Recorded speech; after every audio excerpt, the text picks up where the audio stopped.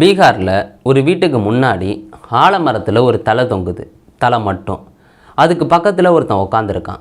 இதை பார்த்த ஊர் மக்கள் மிரண்டு போய் போலீஸுக்கு இன்ஃபார்ம் பண்ணுறாங்க. போலீஸ் வந்து பார்த்து இது யாரோட உடல், அவன்கிட்ட பிடிச்சி விசாரித்தா அவன் தான் கொலை பண்ணியிருக்கான்னு தெரியுது. அது வேறு யாரும் கிடையாது, அவனோட அண்ணியோட தலையை தான் அப்படி கட்டி தொங்க விட்டுருக்கான். அப்படி ஏன் கொலை பண்ணான் அதை பற்றியும், அதை தாண்டி போதைப் பொருள் இந்தியா ஃபுல்லாக இருக்குதில்ல, அது இல்லைன்னு சொல்ல முடியாது. அந்த கேஸே வந்து கிட்டத்தட்ட ஊறுபட்டது இருக்குது. அதுக்கு என்ன பண்ணிக்கிட்டு இருக்காங்க அதை பற்றியும் உங்கள்கிட்ட சொல்ல போகிறேன். எல்லாருக்கும் வணக்கம், நான் தான் பாலாஜி பேசுகிறேன். முதல்ல பீகாரில் ஜெகனாபாத் மாவட்டத்துக்கு போகணும். அங்கே இமாத்பூர் அப்படின்னு சொல்லப்படுற ஒரு கிராமங்க. அங்கே ஒரு குடும்பம் இருக்குது. ஒரு பெரிய குடும்பமாக தான் இருக்காங்க. அம்மா அப்பா, அவங்களுக்கு 2 பிள்ளைங்க. அதில் மூத்த பிள்ளைக்கு கல்யாணம் ஆகிட்டு அன்ஷு தேவி அப்படின்னு சொல்லப்படுற 25 வயசு பொண்ணை கல்யாணம் பண்ணி வைக்கிறாங்க. இப்படி சந்தோஷமாக தான் வாழ்ந்துக்கிட்டு இருக்காங்க, எந்த பிரச்சனையும் இல்லை. இப்படி போகும்போது தான் இந்த விவசாயம் பண்ணுறாங்க. அந்த நாற்று விட வேண்டிய வேலை இருக்குது. இதனால் அந்த குடும்பத்தில் உள்ள எல்லாருமே கிட்டத்தட்ட போயிடுறாங்க. அந்த வீட்டில் இருக்கிறது அன்ஷு தேவி மட்டும்தான் இருக்காங்க. இப்படி போயிட்டுருக்கா. அன்னைக்கு பொழுது போக போகுது. இந்த 2வது பையன் இருக்கான்ல, அவன் வந்து வீட்டுக்கு வரான். அவன் பேர் குணால் குமார். அவன் வந்து இந்த போதைப் பொருள், தண்ணி இது மாதிரி அடிக்கிறவன். இவன் எங்கே போனான்னு தெரில. இவன் வேலைக்கெல்லாம் போகல. இந்த நாற்று ஊறுறது இந்த வேலையெல்லாம் அவன் பார்க்க மாட்டான். எங்கேயோ ஊர் சுற்றி விட்டு இவன் இங்கே வீட்டுக்கு வந்திருக்கான். வந்து சாப்பாடு வேணும்னு கேட்டிருக்கான். அவங்களோட அண்ணி தானே அது, அவங்க சாப்பாடு கொண்டு வராங்க. ஆனால் கொஞ்சம் டிலே ஆகிடுது. இதனால் இவன் வந்து திட்டுறான். நீங்கள் என்ன சாப்பாடு கொண்டு வர, ஏன் டிலே பண்ணுறீங்க, அது இதுன்னு திட்டி இங்கே சண்டை பெருசாகிடுது. அவங்களும் திட்டுறாங்க. இதனால் இவன் இந்த கோடாலியை எடுத்துகிட்டு வந்து கழுத்தை வந்து வெட்டுறான். வெட்டுறது மட்டும் இல்லாமல் அதை வந்து அப்படியே தலையை வந்து கட்டி அவங்க வீட்டுக்கு முன்னாடி ஒரு மரம் இருக்குது, தொங்க விட்டுறான். அவனுக்கு எந்த பயமும் இல்லை. இந்த போதைப்பொருள் யூஸ் பண்ணதுனாலே எதுனாலும் தெரில, அந்த பாடிக்கு முன்னாடியே உட்காந்துக்கிட்டு இருக்கான். ஊர் மக்கள்லாம் போகும்போது தான் பார்க்குறாங்க, என்னடா அப்படி பயமே இல்லாமல் இருக்கான் அப்படின்ட்டு போலீஸுக்கு இன்ஃபார்ம் பண்ணுறாங்க. அங்கே மெனக்கட்டு விவசாயம் பண்ணுறதுக்கு போனாங்கள்ல மிச்ச குடும்ப உறுப்பினர்கள், அவங்க பார்த்து வந்து அழுகிறாங்க. போலீஸ் வருது. அதுக்கப்புறம் எல்லாம் போஸ்ட்மார்ட்டத்துக்கு உடல் போகுது. இவனையும் கைது பண்ணுறாங்க. அவன்கிட்ட விசாரிக்கும் போது தான் சொல்கிறான், இது மாதிரி சாப்பாடு கொடுக்க டிலே பண்ணாங்க, அதனால தான் கொலை பண்ணேன் அப்படிங்கிற மாதிரி சொல்லியிருக்கான்.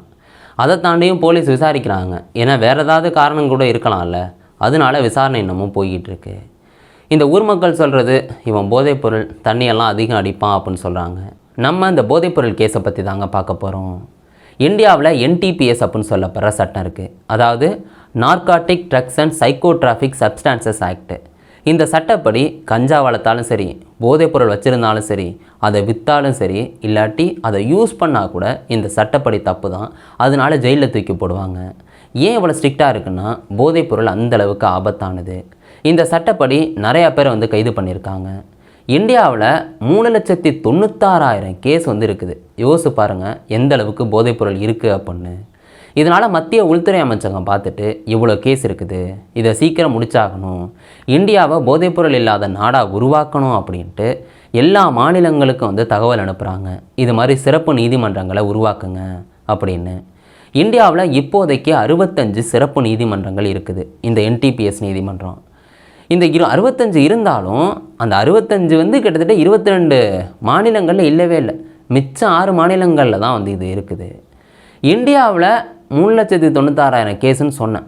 இதில் 60,000 கேஸு பஞ்சாபில் மட்டுமே இருக்குது. ஆனால் அங்கே எந்த விதமான சிறப்பு நீதிமன்றமும் இல்லை. இப்போதைக்கு வந்து 6 இதை வந்து உருவாக்குங்க அப்படின்னு மத்திய உள்துறை அமைச்சகம் சொல்லியிருக்கு. அதை தாண்டி கேரளா, இங்கே 50,000 கேஸ் இருக்குது. 2 சிறப்பு நீதிமன்றம் தான் இருக்குது. இதனால் வந்து பார்த்துட்டிங்கன்னா இன்னமும் 9 சிறப்பு நீதிமன்றங்களை உருவாக்க போகிறாங்க. அடுத்து நம்ம தமிழ்நாட்டுக்கு வந்தோன்னா 15,000 கேஸ் இருக்குது. ஏற்கனவே 5 NTPS சிறப்பு நீதிமன்றம் இருக்குது. இன்னமும் வந்து 6 உருவாக்க போகிறாங்க. அடுத்த கர்நாடகாவிலையும் இதே 15,000 கேஸ் தான் இருக்குது. அங்கே 3 சிறப்பு நீதிமன்றம் இருக்குது. இன்னமும் 8 சிறப்பு நீதிமன்றங்கள் உருவாக்க போகிறாங்க. ஒடிசாவில் வந்து பார்த்துட்டிங்கன்னா 17,000 கேஸ் இருக்குது. அங்கே இந்த வருஷத்தில் ஒரு 8 சிறப்பு நீதிமன்றமும், அடுத்த 2 வருஷத்தில் 7 சிறப்பு நீதிமன்றமும் உருவாக்க போகிறாங்களாம். மகாராஷ்டிராவில் வந்து பார்த்துட்டிங்கன்னா கிட்டத்தட்ட 14,000 கேஸ் இருக்குது. அங்கே எந்த சிறப்பு நீதிமன்றமும் இல்லை. உடனே அவசரமாக அந்த கேஸெல்லாம் சால்வ் பண்ணணுன்னு 6 சிறப்பு நீதிமன்றங்களை உருவாக்க போகிறாங்க அப்படின்னு சொல்லியிருக்காங்க. அடுத்த வெஸ்ட் பெங்காலுக்கு வந்தோம் அப்படின்னா அங்கே 11,000 கேஸ் வந்துருக்குது. இந்த 11,000க்கு எந்த சிறப்பு நீதிமன்றமும் இல்லை. அதனால 6 உருவாக்க போகிறாங்க கொல்கத்தா இது மாதிரி இடங்களில். அடுத்த இமாச்சல் பிரதேசத்தில் 5 சிறப்பு நீதிமன்றம் உருவாக்குறதுக்கு இது மாதிரி சொல்லியிருந்திருக்காங்க. ஆனால் அங்கே உள்ள உயர்நீதிமன்றம் அதுக்கு அனுமதி தரலை. இப்போ மறுபடியும் இதே மாதிரி கொடுக்க சொல்லியிருக்காங்க சிறப்பு நீதிமன்றத்தை உருவாக்குறதுக்கு. இப்போ உயர்நீதிமன்றம் அனுமதி கொடுத்தாலும் கொடுக்கும். இது மாதிரி பல விஷயங்கள் நடந்துக்கிட்டே இருக்குது. மத்திய உள்துறை அமைச்சகம் இதை கண்காணிச்சிக்கிட்டு இருக்காங்க. இதுவும் எவ்வளோ வேகமாக நடக்கும் அப்படின்னு தெரில. கிட்டத்தட்ட 2004லேருந்து 2014க்குள்ளே எத்தனை போதைப்பொருள் கேஸ் இருமாங்க பதிவாயிருக்கும்? கிட்டத்தட்ட 1,75,000 கேஸு. இந்த 1,75,000 கேஸில் அவங்கெல்லாம் தப்பு பண்ணியிருக்காங்க, இவங்க யூஸ் பண்ணியிருக்காங்க, இவங்க விற்றுருக்காங்க அப்படின்னு 1,95,000 பேரை கைது பண்ணுறாங்க. இது அந்த 10 வருஷத்தில் 2014லேருந்து 2026 இப்போ வரைக்கும் கிட்டத்தட்ட நினச்சி கூட பார்க்க முடியாத நம்பர் இன்க்ரீஸ் ஆகிருக்கு. 8,75,000 கேஸ் பதிவாயிருக்கு. இதில் கைது பண்ணவங்களோட கவுண்ட் மட்டுமே 10,97,000 பேர். அந்த அளவுக்கு இந்த கைது நடவடிக்கைகள் நடந்திருக்கு. அதாவது இவங்க எல்லாருமே போதைப்பொருள் விற்றுருக்காங்களா அப்படின்னு கேட்டிங்கன்னா இதில் 60% பேர் போதைப்பொருளை வாங்கி யூஸ் பண்ணவங்க, அதாவது கம்மியான அளவு வச்சுருந்தவங்க. 60% மேலே மிச்சம் 40% இருக்குல்ல, அவங்க தான் போதைப்பொருளை விற்றவங்க. அதாவது காசுக்காக போதைப்பொருளுக்கு அடிமையாகிறதே அவங்க தானே. ஏன்னா அவங்க விற்கிறதுனால தானே மக்கள் வாங்குகிறாங்க. அந்த 40% பேர் விற்றவங்க. அதுலேயுமே ஒரு குறிப்பிட்ட ஒரு 5% பேர் போதைப்பொருளுக்கு காசெல்லாம் செலவு பண்ணி ஒரு பெரிய ஹெட்டாக இருக்கிறவங்க அப்படின்னு சொல்லலாம். இவ்வளோ கைது நடவடிக்கைகள் நடந்திருக்கு. ஆனால் இந்த போதைப்பொருளை மட்டும் தடுத்து நிறுத்த முடியலை. அந்த அளவுக்கு விற்றுக்கிட்டு தான் இருக்காங்க. அதுக்கான சட்டங்களும் கடுமையாகிக்கிட்டு தான் இருக்குது.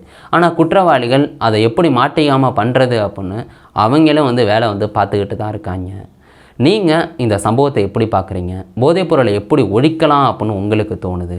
அப்புறம் நான் முதல்ல சொன்ன ஒரு கேஸ், அதை பற்றி என்ன நினைக்கிறீங்க? அதையும் கீழே கமெண்ட் பண்ணுங்கள். நாளைக்கு நேரடியில் நான் உங்களை சந்திக்கிறேன். Bye guys.